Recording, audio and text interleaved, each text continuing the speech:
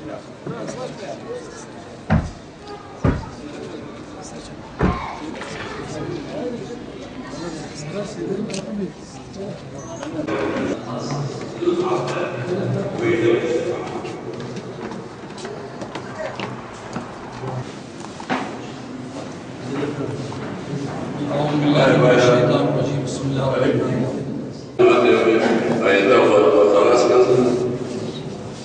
Bundan sonra söz hadisiyle. بدأنا الإسلام العالمي لبتون مملكة المسلمين الغربية بحديث الوالد الله عنك لتأمرن بالمعروف ولا تنهون عن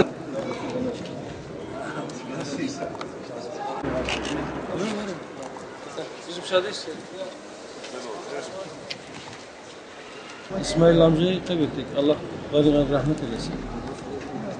Geride kalanlara Allah sabır ve uzun ömürler ihsan etsin.